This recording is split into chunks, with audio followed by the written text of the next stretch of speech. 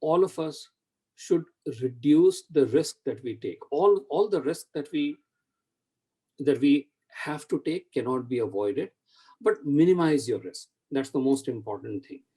What is it that I'm really good at? Stay with what you're good at and build on that. Don't abandon what you're good at. You know what your core skills are. Build around those core skills. Acquire a new skill. Acquire some knowledge. Be curious. Reduce your liabilities at a time like this, whether it is in business or in your personal life, whether it is financial liability or otherwise. Be positive. You know, the world has not ended so far, and it won't end this time again. If you are safe and healthy, you will be able to finally triumph. My advice to youth is, youths are impetuous, they are impatient, and that's why it's so delightful. They're full of energy and they want to achieve everything overnight. But that's not going to happen. You will dissipate a lot of energy in trying to achieve that, and you will get very frustrated. You know, take a deep breath and pace it out. Be prepared. You should judge yourself and your progress based on where you are in the next 1 year and then in the next 2 or 3 years.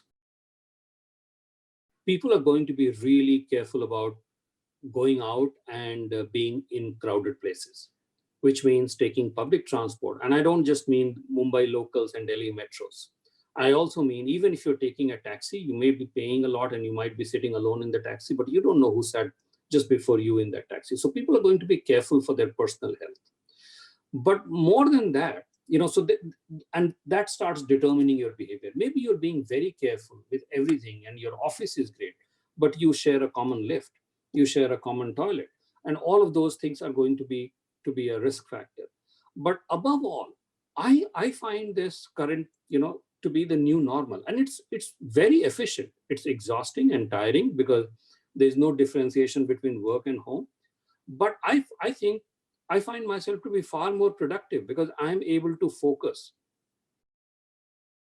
That at work, whether we are working for someone else or for ourselves, we spend a lot of time doing trivial things, doing inessential things. Meetings run longer because you're in the same room and somebody is finishing coffee, etc., etc. This one is great. It's very efficient. Yeah. Today, technology. So why do we need to get up in the morning and you know, eat some breakfast and rush and spend next 30 minutes to 2 hours in the traffic and do the same thing in the evening? You know, it's good for the environment.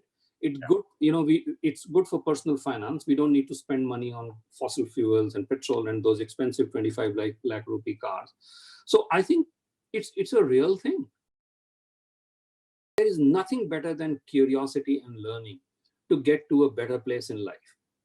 I don't have, you know, I'm not a trained MBA. I never was trained for sales, marketing, finance.